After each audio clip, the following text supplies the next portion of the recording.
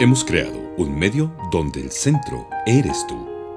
Consentidos, cerrando brechas, abriendo oportunidades para personas con discapacidad, sus familias y cuidadores. Una campaña realizada por la Consejería Presidencial para la participación de las personas con discapacidad de la Presidencia de la República de Colombia con el apoyo de Humanity and Inclusion y financiada por la Unión Europea, Protección Civil y Ayuda Humanitaria.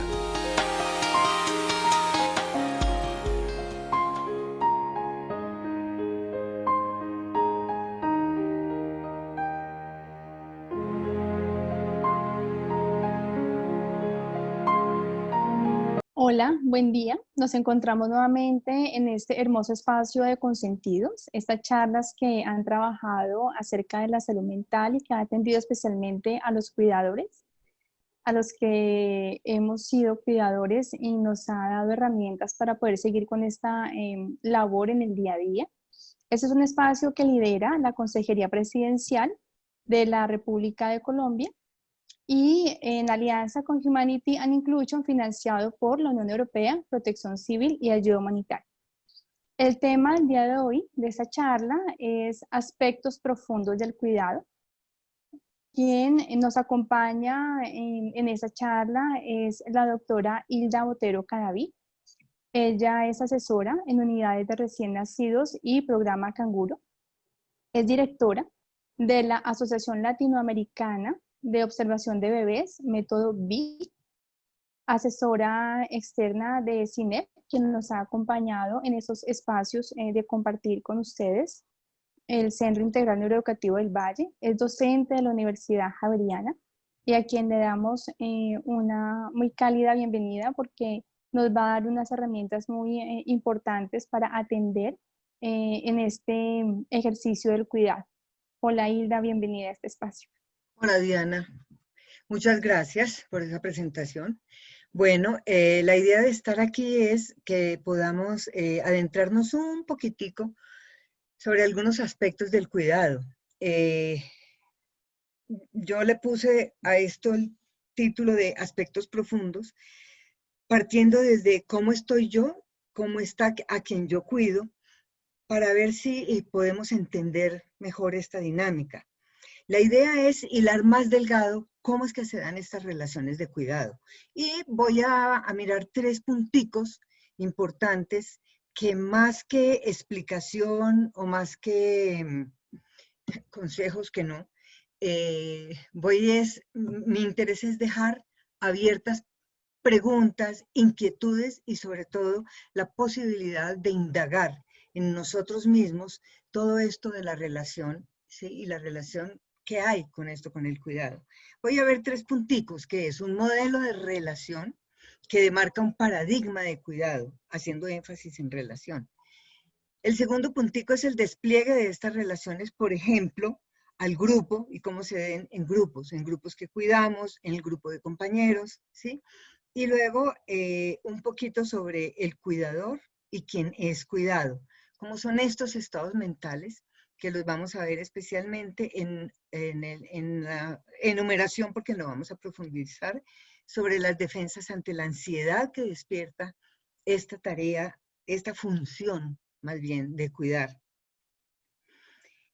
Bueno, en el modelo de la relación voy a elegir un modelo muy interesante, me parece, y que ha marcado el paradigma de lo que es el cuidado básico, el cuidado original.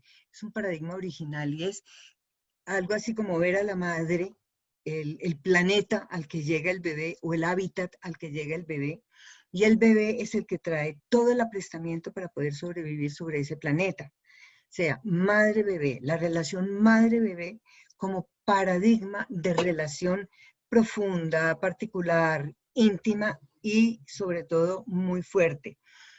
En la relación, yo voy a insistir mucho y me van a escuchar mucho decir relación, sí, en la relación boca-pezón, por ejemplo, sí, que vemos en esta fotografía, en esta relación vamos a hacer no caso omiso, sino vamos a hacer el vértice más importante de observación a lo que pasa entre la boca y el pezón, lo que pasa entre el bebé y la madre, no tanto en la madre y en el bebé, que pasan cosas que son estados mentales interesantes, importantes y muy profundos, sí, pero nuestra mirada, nuestra observación, nuestra comprensión va a ir en el puente que une madre y bebé. Si nos quedamos en la madre o nos quedamos en el bebé, nos perdemos toda la zona en la que se plantean y se viven las emociones, que es el puente que une a madre y bebé. Acuérdense que madre y bebé como modelo. ¿Pasas la otra, por favor? Y tenemos que tener también en cuenta que la relación madre-bebé se teje desde el momento del nacimiento, que es el momento de la concepción, no el parto, el momento de la concepción. Hay un útero, mente, de la madre y del padre también, pero de la pareja parental, que tiene que tener también un útero para poder gestar a un bebé. El útero-mente es el primer mundo del bebé. Bueno, ya las quitamos, por favor. Bueno, estas son ilustraciones para que nos quedemos en la mente con que no es ni uno ni otro. Y en general, por ejemplo, en la pareja de esposo y esposa, no es ni el esposo ni la esposa, sino lo que pasa entre los dos. Lo más importante son los puentes relacionales y en eso me voy a cansar con ese llamado de atención. No es entonces ni la boca ni el pezón, es lo que pasa entre los dos, es el puente relacional, ¿sí? No olvidemos también que la relación empieza desde el momento de la gestación, ¿sí? Las emociones más importantes son las que se hacen en el puente relacional, ¿sí? Allí hagan de cuenta que hay rayos y centellas o flores y música, pero todas las turbulencias emocionales están dándose en el puente relacional. El bebé ubica y la madre ubica, la pareja ubica. Todas nuestras relaciones se ubican en los puentes que nosotros podamos hacer. Estas turbulencias emocionales tienen muchos matices. Por ejemplo, culpa, miedo, sospecha, ternura, rabia, persecución, amor, necesidad, ¿sí? Desde las emociones más simples a las emociones más complejas. Todas estas emociones, unas pueden ser conscientes, ¿sí? Se hacen conscientes y vemos que son los sentimientos, pero hay otras que son inconscientes y no las vemos sino si somos unos buenos observadores de nosotros mismos y de los estados emocionales en los que estamos. Los inconvenientes que se plantean en las relaciones vienen dados a que en un momento determinado, en lugar de hacer una observación de qué es lo que está sucediendo, cuál es la turbulencia del puente, nosotros nos vamos por una sola de las emociones y, por ejemplo, actuamos la ira. Pero como la lluvia, la turbulencia trae tantas emociones, no somos capaces de observar, cotejar, comparar y armonizar todas las que están sobre el puente relacional y nos quedamos en una sola de ellas.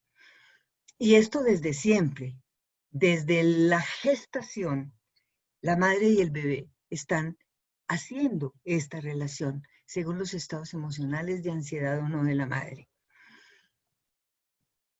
Desde ese momento hay un encuentro en un diálogo emocional. Cuando el bebé en el parto o cesárea, como sea, que el bebé llegue al mundo y salga a la vida extrauterina, hay un encuentro también con la madre y con el mundo, más azaroso, porque hay muchas cosas que no se daban en el vientre, se dan aquí y son nuevas, pero son encuentros. Cuando hay un desencuentro, esto también hay que tratarlo de una manera diferente. Si el bebé es prematuro, si el bebé está enfermo, si el bebé tiene que quedar en una unidad de recién nacidos, este puente relacional tiene unos sufrimientos enormes que hay que atender.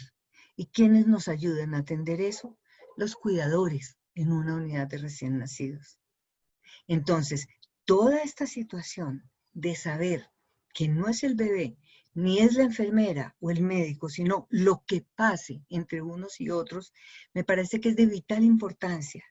para poder adecuarnos y para poder trabajar por armonías y no solamente por atender unos cuidados físicos, que muchas veces nos quedamos en eso, ¿ya?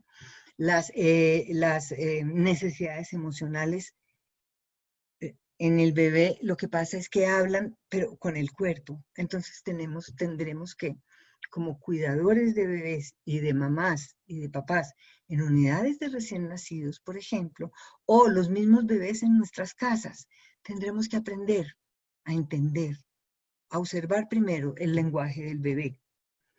Y en esta relación de madre e hijo, y que bueno, el padre está aquí, porque muchas veces me preguntan, pero ¿y el padre qué? ¿Por qué no se nombra? Yo voy a hacer una aclaración que me parece importante para tenerla en cuenta a lo largo de toda esta charla, y es que el padre está siempre en la mente de la madre desde el inicio, y son las primeras noticias que la madre le da al bebé de su padre. Está en la mente. Y si está también acompañando a la madre, gestando también a ese bebé en su propia mente, ¿sí? Se hace una cadena relacional de madre, hijo, padre, ¿sí? Maravillosa, porque es el padre, ¿sí? El que está allí conteniendo el amor, pero también la desesperación, también el cansancio de la madre, el no saber de la madre. Si el padre está conteniendo, la madre es mejor madre. Y si la madre está ofreciéndole al padre para que desarrolle su paternidad, él es un mejor padre también. ¿En qué está esto? En los puentes relacionales que podamos tender. En esta relación, en el área en la que se plantean las emociones, ¿sí? En la que se confirma y se afianza, ¿sí? Esta relación, madre, padre, hijo, ahí hay 3 elementos importantes que son pilares de la personalidad y que sin ellos no se pueden ejercer las funciones parentales, que son el cuidado, la protección y la seguridad. Nosotros sabemos que no nacemos con seguridad. La seguridad la vamos organizando alrededor de cómo nos reciba la comunidad de humanos.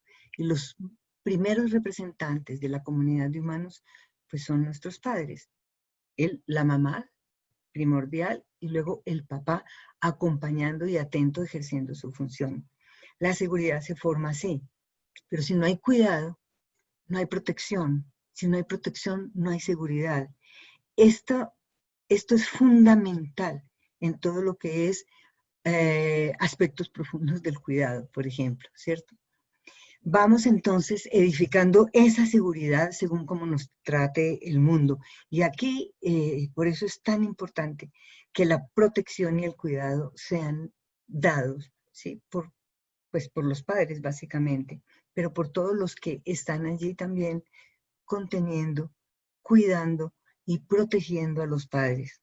Estos se van a configurar en pilares de la personalidad. La madre y los padres que tienen esta matriz en su propia personalidad son capaces de implementarla sin hacer prácticamente más esfuerzo que ser padres, ¿sí? Y vuelven operativa la función, porque esto sí también es algo que yo quiero aclarar. La maternidad y la paternidad no son como tales personas, son funciones. Luego la puede ejercer de alguna manera cualquiera. Un bebé adoptado tiene una madre. ¿Cuál es la madre? La que ejerce la función. Sí, la madre biológica, pero es la que ejerce la función, la que hace la maternidad para este muchachito. Y bueno, esto es otro tema también muy grande, porque, bueno, pero sí es básico que nos quedemos con este conocimiento de que son funciones. Entonces, las funciones parentales se pueden ejercer. Se implementan y se desarrollan de acuerdo a la propia personalidad y el compromiso emocional de cada uno de los padres y de la pareja como pareja parental. Como son funciones, dedicarse al cuidado, la protección y la seguridad, si las tenemos ya arraigadas en nuestra personalidad, ¿sí? Las vamos a poder compartir con cualquiera. No siempre cuidamos a los hijos, cuidamos a la abuelita, cuidamos a la mamá, cuidamos a los hermanitos, ¿sí? Ahora bien, con este marco nos vamos a preguntar entonces, y entramos más en el terreno de lo que es el cuidado, la protección y la seguridad. Fíjense que se va a repetir a lo largo de todo esto de cuidado, protección y seguridad. Y es cómo ejercemos estas funciones cuando la vulnerabilidad se eleva a niveles más complejos, como bebés prematuros, personas en condiciones de discapacidad, cualquiera que sea la circunstancia para esta vulnerabilidad y necesidad, y no importa la edad. Pueden ser bebés, pueden ser niños, adultos, en fin. La vulnerabilidad nos conmueve y nos llama a la acción inmediata y dedicada, y nos llama a la solidaridad, pero sobre todo a la cooperación. La solidaridad tiene un aspecto que a mí me parece un poco más débil que la cooperación, y es que la solidaridad implica que de un lado se ayuda a otro lado. La cooperación implica, sí, que de los dos lados se aporta y se ayuda. ¿A qué? Al cuidado, a la protección y a la seguridad. Por eso a mí personalmente me gusta más la cooperación, porque quien es cuidado también coopera para que sea bien cuidado y para que el cuidador no se desgaste. Si tenemos esta cooperación, ¿sí? El cuidado es otra cosa y el cuidador está en otro estado mental también. ¿Sí? También me parece, me parece en todo esto que sale algo muy interesante, y es, fíjense que con esto de la cooperación se despierta una pregunta, y es, ¿cómo estoy yo? ¿Cómo estoy yo conmigo mismo? ¿Cómo ejerzo el cuidado conmigo mismo? Para saber cómo es que yo voy a interactuar y a cooperar con ese otro a quien yo cuido. Es pura intensidad y detalle de observación y de honestidad mía, de ética propia, el saber cómo estoy yo y si me cuido para poder ser cuidador, para saber qué estado mental es el que yo llevo ante quién o quienes yo cuido. Por lo tanto, tengo que admitir que yo, cuidador, tengo que estar teniendo la experiencia emocional de ser cuidado, protegido y por lo tanto estar segura conmigo mismo, ¿sí? Para poder ejercer el cuidado. Si es así, los estados mentales o emocionales en los que yo estoy son captados como seguros, protectores, ¿sí? Y cuidadores por esa persona o esas personas a las que yo cuido. Se reproduce ese modelo del que hablábamos al principio, porque se reproduce solamente. Yo no tengo que dar especiales explicaciones sobre cómo es que te voy a cuidar, sino el simple hecho de hacerlo con un estado mental, ético, amoroso, cuidadoso, para cuidar, eso solito se reproduce. Y vamos a ver después un poquito cómo nos corresponde a cada uno de nosotros hacerlo, encargarnos de que esto se dé. El puente que se extiende entonces entre nosotros y quien cuidamos adquiere toda esta cualidad, ¿sí? De amorosidad, cuidado y la intención sana de cuidar. Hay circunstancias, sin embargo, en las que estas experiencias de cuidado tienen requerimientos enormes y exigen de nosotros poner en marcha una cooperación y una valentía desorbitantes. ¿Qué es lo que nos ayuda en esto? El amor. El amor, pero no el amor sensiblero, no el amor sensiblero, el amor de verdad, el amor que es vida, digamos, ¿sí? Yo estoy con alguien, así me pese, así sea duro, así sea difícil, por amor. Yo me voy a permitir casi que una pregunta para dejar en el aire, y es, ¿cómo toleramos criar? ¿Cómo toleramos un bebé que llora y llora y llora y no sé qué le pasa y estoy a punto de enloquecerme.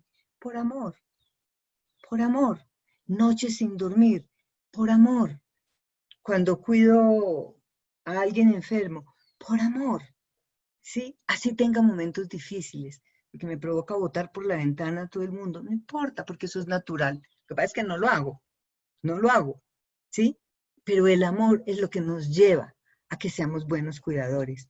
Ojo que no es un amor sensiblero y tonto, es un amor profundo y de verdad, que implica firmeza, conocimiento de, de lo que estoy haciendo y de a quién estoy cuidando, ¿sí? Abarca muchas emociones porque de todas maneras es la emoción más compleja y más completa. De todas maneras, hay momentos en los que quisiéramos dejar y abandonar y botar esto de verdad para lejos. Sin embargo, allí estamos, porque nos mantiene también el amor a nosotros mismos y a la labor que hacemos. Tenemos miedo, tenemos pereza, tenemos culpa, tenemos una cantidad de cosas, de emociones allí en ese puente relacional con nosotros mismos y con los otros. Pero la cuestión es que hay que pasar y hay que equilibrar todo esto.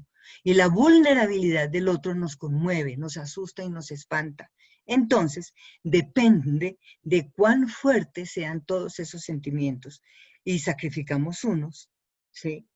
O hacemos una armonía de todos los que están allí actuando. Si no hacemos una armonía de todo lo que está allí actuando, se inunda el puente.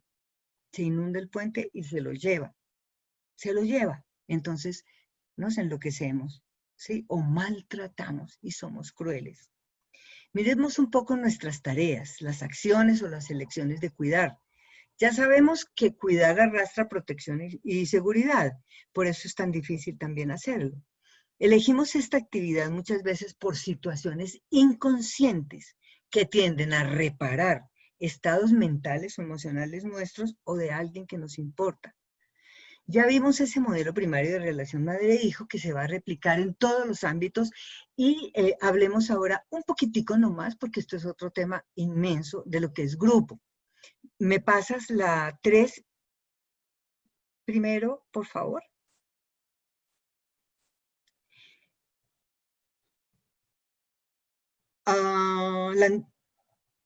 Aquí.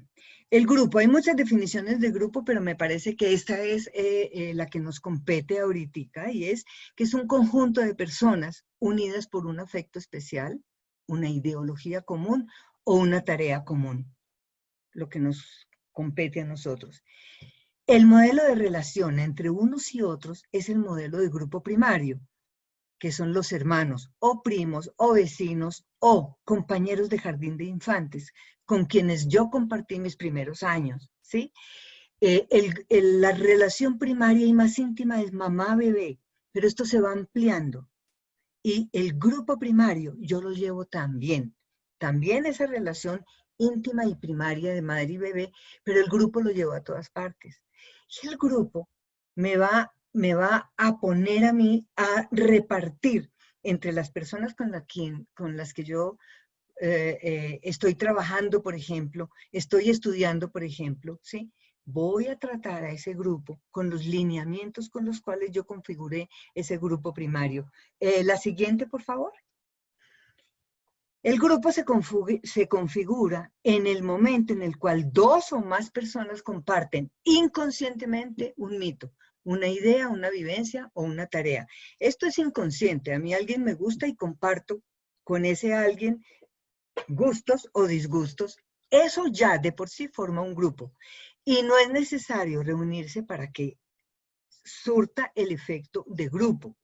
El grupo, así configurado, permanece en la mente de cada uno de nosotros y se dan interacciones sociales, afectivas y operativas. Siempre uno pelea a veces en la mente con un compañero de trabajo, con un compañero de clase, uno pelea. El grupo que uno configura inconscientemente y conscientemente también permanece en la mente. ¿Ya la puedes quitar, por favor?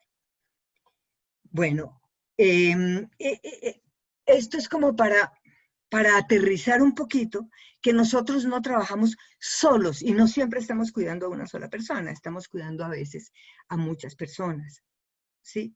De una en una puede ser o a muchas. Tengo compañeros de trabajo también. Entonces, entramos en la consideración de cuidar. Entremos a esto y hablemos un poquito de lo que es cuidar como una tarea, a veces como una profesión, aunque también los cuidados familiares entran también en esta mirada, ¿sí? De los estados emocionales de ansiedad que se despiertan en esto de cuidar. Yo creo que el ejemplo más dramático de todo esto es cuando acabamos de tener un bebé, las madres y los padres también. Lo más persecutorio de este momento es si yo voy a ser capaz, si yo soy capaz de entender, amar, cuidar, alimentar y hacer que pueda crecer ese bebé. Esto es dramático y es, todas las madres del mundo tenemos eso como persecutorio. ¿Seré capaz o no seré capaz? ¿Qué tiene? ¿Por qué es este llanto? ¿Por qué movió así? Sí, esto es básico y esto se nos presenta siempre que estamos enfrente de esta tarea de cuidar.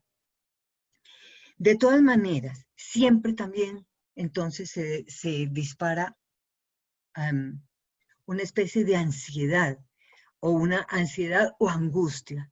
Por ahora digamos que dejémoslo en la ansiedad y se puede desvirtuar la línea que teníamos nosotros como cuidado, protección y seguridad. Cuando la ansiedad es muy grande, esto se rompe. Ya no cuidamos, sino que nos volvemos autoritarios y simplemente hacemos reglas para que se cumplan, pero no estamos cuidando, no estamos tampoco entonces protegiendo y no estamos organizando una seguridad. Y el contacto se perturba, el contacto con quien cuidamos y la vulnerabilidad de a quien estamos cuidando se potencializa. ¿Cómo está emocionalmente el paciente al que cuidamos o cualquier otra persona que estamos cuidando? ¿Sí? ¿Cómo es el estado emocional?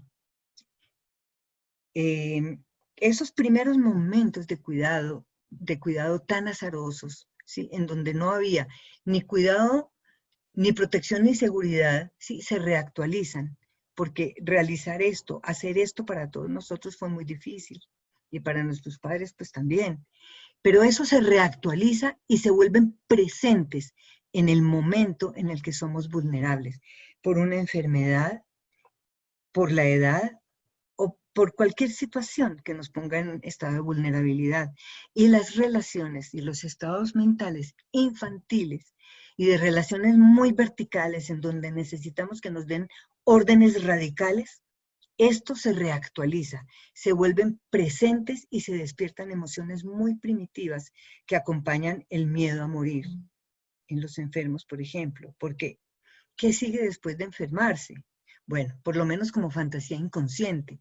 A veces son conscientes, pero como fantasía inconsciente, cuando hay una enfermedad y estamos tan vulnerables, el miedo a morir siempre está. Y en los mayores, en los que llaman adultos mayores, ¿sí? La muerte está allí, porque una vez que uno es anciano, ¿qué viene después? Pues ya le toca morirse, ¿ya? Entonces es un enfrentamiento a la muerte diferente, porque es una espera desesperanzada, con apegos inciertos, pero tenazmente arraigados. Y quien cuida se debate también con emociones muy primitivas. Todo esto bombardea a la persona que cuida y todo esto se despierta en ellas también. Queremos y no queremos estar allí, queremos y no queremos cuidar, queremos y no queremos presenciar, amamos y odiamos. Todo esto es parte de las relaciones, de todas. Lo vital y lo importante es qué hacemos con estas emociones, cómo lidiamos con ellas, qué hacemos con ellas, porque ellas no se van a ir y no dejan de sentirse, son parte, ¿sí?, de ir tejiendo la vida, todas estas emociones, y de pronto de ir preparando la muerte. Cuidar ya implica que alguien necesita de alguien. Se propone entonces una relación que va a exigir el puente relacional modelo que habíamos visto anteriormente de cada una de las partes, tanto de quien es cuidado como del mismo cuidador. Se impone una zona de turbulencia emocional fuerte, dadas todas las características de las funciones que ya habíamos dicho. Cuidar se convierte en una función, ¿ya? El cuidador y quien es cuidado, tanto uno como otro. El cuidador depende de cómo se propone para la verticalidad delicada y generosa o paternalista y agresiva. ¿Qué quiero decir con esto? El cuidador, en un momento determinado, ¿sí?, tiene que ser un tanto vertical para que haya unas instrucciones que se puedan seguir. No somos ya tanto pares. Hay una cierta verticalidad que hay que hacer, que hay que tener, que hay que ejercer sobre la persona que cuidamos. Pero hay que hacerla con amorosidad, con cuidado y no de forma paternalista o agresiva. Por ejemplo, tratar a los ancianos con muchos diminutivos, ¿sí? Tratar a los ancianos con diminutivos es grave porque los ofende, ¿sí? A ver, abuelito, ¿ya hizo popito? Eso es ofensivo, ¿ya? Y es parte de mi cuidado, pero yo tengo que saber también cómo ejerzo el cuidado, ¿sí? Veámosla en una relación bien evidente, por ejemplo, el cuidado con los pacientes o esto, con los adultos mayores, esto que acabo de decir. Abuelito, yo no le digo a los adultos, abuelitos, porque ofende, así sean abuelitos, son adultos, están luchando con la muerte, con la enfermedad, con el dolor, con los duelos, con el miedo, con tantas cosas, ¿sí? Son personas que han vivido. Debo ser un tanto par y tener una cierta verticalidad para que pueda seguir las instrucciones sin que se sientan agredidos. Los pacientes están deambulando en los más intensos temores, fantasías y miedos infantiles, todos. Así sea nomás ir a un hospital, uno ya está en estado de vulnerabilidad. Tenemos que tener en cuenta quienes cuidamos y quienes cuidamos a enfermos, por ejemplo, que hay algo inconsciente, con ciertos rasgos ya conscientes, pero lo más profundo y lo que más peso tiene es la envidia inconsciente por la salud de quien está atendiendo. Y esto no es ni bueno, ni malo, ni horrible, ni nada. Es natural, porque jamás se hará duelo suficiente por la pérdida de la salud. No nos enseñan a que perder salud es muy grave y que hay que hacer un duelo por la salud. Y hay una envidia por quien está sano y por quien no va a morir, por ejemplo. Fíjense los estados emocionales tan dramáticos que se están viviendo en esto de cuidar. Son muchas cosas y son muy profundas. A veces esto se convierte en un campo de batalla. ¿Qué pasa con el cuidador entonces? ¿Cómo se mantiene sano para poder sostener con fuerza esta tarea y para que este puente no se caiga, no se destruya? ¿El cuidador se cuida a sí mismo? ¿Quién cuida al cuidador? ¿Quién lo contiene? El estado mental de quien cuida. ¿Cuida sus emociones? ¿Alguien le contiene y le ayuda a metabolizar las ansiedades teñidas por amenazas de muerte? Ponemos el 5, por favor.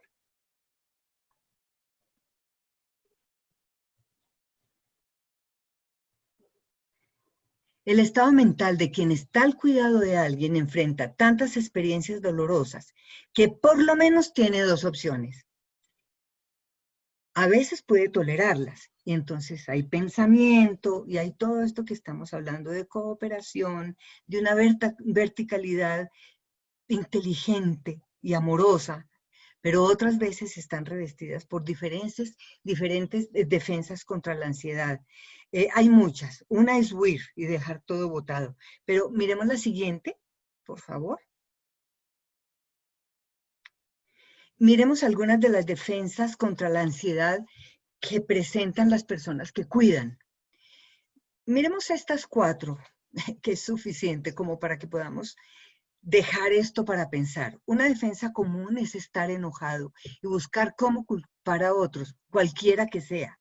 De esta manera se erradica el dolor. Ya no tengo dolor o rabia o lo que sea, pero entonces estoy enojado y culpo a otros de lo que sucede.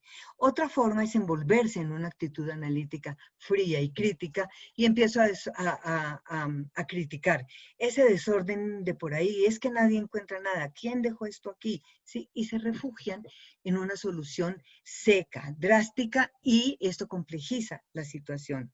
Otra forma es enfrascarse en el trabajo, pero rehusarse al compromiso. ¿Sí? Me concentro en trabajo, trabajo, trabajo, acto, acto, acto y no más. Y una cuarta forma es entrar en la indiferencia o en un estado mental de crueldad, en el cual estas cosas que pasan y estos sucesos no importan, simplemente no tienen sentido. Estas son defensas que todas las personas que cuidamos podemos ser capaces de detectarlas y por lo tanto pensarlas. ¿Me pasas la siguiente, por favor? Y por lo tanto las podemos pensar nosotros mismos en el puente relacional que tenemos con nosotros mismos, ¿sí? O con otras. Es imprescindible que tengamos un equipo de trabajo, ¿sí? Para reconocer y para pensar los estados emocionales y para no huir de ellos o actuarlos con las personas a las que cuidamos. Pensar estas emociones en reuniones con los pares, por ejemplo, se convierte en una función continente y sostenedora. Ya, dejemos ahí y sigamos con, sigamos con las otras, con las que quedan ya, que ya quedan poquitas, ¿vale? Con todo esto que hemos hablado en este momento, yo quisiera que pensáramos, el cuidado, el cuidador, ¿quién lo cuida a él? ¿Quién escucha sus cosas? Y tengo esta pintura de una pintora guatemalteca que se llama Angélica Bauer, sí, que se llama Colección Madres Creadoras.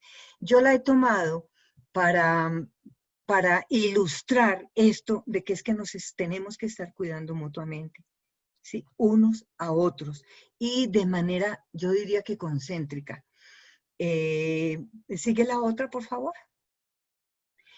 Yo en unidades de recién nacidos aquí en Bogotá implementé un modelo de atención emocional en las unidades de recién nacidos y abarcaba a todos, abarcaba al bebé, a la mamá, al papá, a la familia, al equipo de salud, a la institución misma y luego lo más importante sería al sistema social y la comunidad.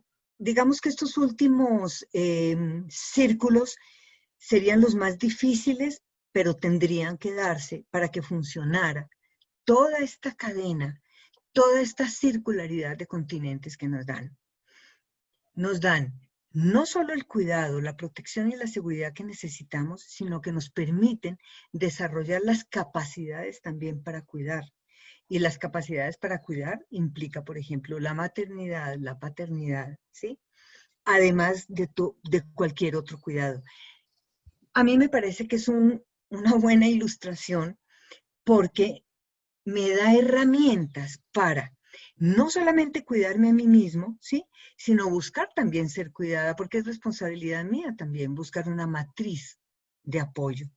Así como la madre tiene una responsabilidad y durante su preñez ella busca y hace toda una matriz de apoyo que la acompañe y que le supla necesidades importantes mientras se está criando en los primeros tiempos, a nosotros también nos compete como responsabilidad importante, ya que somos cuidadores, buscar quién nos apoye, quién nos escuche, quién nos ayude a metabolizar, así sea que hagamos un trabajo personal o así sea que en los grupos, ¿sí? De profesionales en contención, nosotros también nos refugiemos, pero nos compete hacer esto.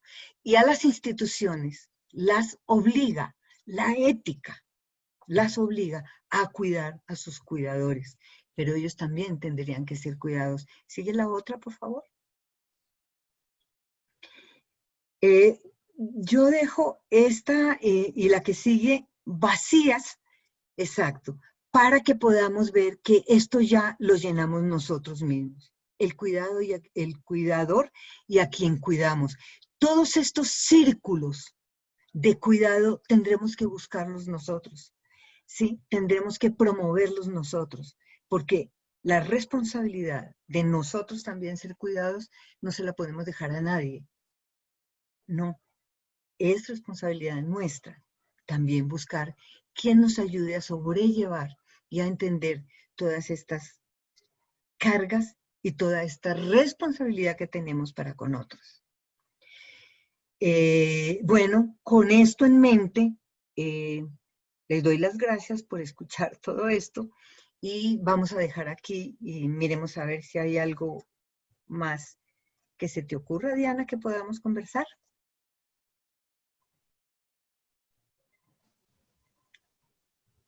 Hola, Ida. Sí, Sí, muy interesante todo lo que propones porque definitivamente abre una puerta inmensa para hacer muchas cosas, ¿sí? En pro pues, del cuidador. Hay una pregunta que se plantea y quisiera que la escuchara Silda para hablar un poco sobre ella. Y es que en esa relación del cuidado del otro, se plantea que se dice que lo que me molesta del otro es porque lo veo en mí o lo tengo en mí. ¿Qué tan cierto es eso? Diana, este es una casi que un mantra que la gente dice muchas veces para justificarse o para creer que entiende. Y yo no diría que es tan así, puede que tenga algunos puntos de que compartimos estados emocionales, claro que los compartimos. Acuérdate que con el simple hecho de unirnos dos personas o más, ya compartimos estados mentales. Pero bueno, yo diría que no es tan así, no diría que no es tan así, sino que es mucho más profundo, porque si no estaríamos viendo es, que es lineal, que los estados emocionales o que nuestras emociones son lineales y no son lineales, no es causa-efecto. Esto es mucho más complejo y es multidimensional, ¿sí? Sería una regla de tres simple y no es una regla de tres simple. Si acaso se me ocurre, sería, por ejemplo, algo como una ecuación algebraica, que es mucho más complejo. Las emociones son más en ese sentido. Lo que sí puede llegar a hacer eso es que cuando algo me molesta en el otro, yo sea capaz de explorar, ¿sí? ¿Qué pasa en ese otro? ¿Sí? ¿Qué emociones se estarán movilizando? ¿Sí? Para que yo esté sacudida, ¿sí? Por ejemplo, y para que yo esté respondiendo de esa forma. Pero no es porque es que está en mí. Puede ser o puede no ser, Diana, pero no me puedo quedar en la simplicidad de que es que si yo odio tu mal genio es porque yo veo ese mal genio en mí. Fíjate que es muy simple y es muy reduccionista y no me permite explorar mis propias emociones. ¿Qué estoy poniendo en el puente relacional con esa otra persona con la cual me estoy enfrentando? Yo creo que es más llamar la atención y yo insisto, creo que dije puente relacional 580,000 veces, pero no importa, a ver si por lo menos eso nos queda, que es lo vital entre los seres humanos entre los que nos comunicamos, y es que cuáles son los puentes relacionales y cuáles son las turbulencias que se dan en ellos, ¿sí? Porque allí yo puedo detectar las emociones. Las emociones no son conscientes. Lo que es consciente son los sentimientos. Las emociones no. Pero si yo observo sentimientos, rastreo emociones. ¿Sí ves? Bien. Porque sí, eso se puede presentar mucho en ese puente relacional que tú mencionas entre el cuidador y la persona que es cuidada. Sí, y se queda ahí. Y entonces no exploro y no busco mis otras emociones para poder ponerlas en cooperación y en cambiar la turbulencia del puente, en entenderla y en cambiarla, ¿no? Había otra, no es pregunta, un poco es conversarlo entre los cuidadores. Hay muchas madres y el cuidado a veces de los niños que ellas acompañan, a sus hijos, han sido un motor inmenso para hacer muchas cosas. Lo que tú decías, el amor moviliza para que hagan lo posible y lo imposible. Sí, lo intentan todo el Ujú, día en pro de mejorar el cuidado de sus niños. Algunas madres incluso han estudiado psicología, ¿sí? ujú. En pro de acompañar a esos chiquitos. Y un poco estaba pensando en lo que tú planteabas de la responsabilidad de ser cuidado. Eh, Eso implicaría que estas madres también podrían buscar más allá de su estudio también un acompañamiento para ser acompañadas, además de todo lo que han hecho eh, para el cuidado de sus hijos. Sí, sí. Hay madres con hijos en estados emocionales muy difíciles. Demos por caso un niño autista que exige tanto de una madre, ¿sí? Y de un padre, porque pues esto para una madre soltera o para una madre sola es muy difícil, ¿no?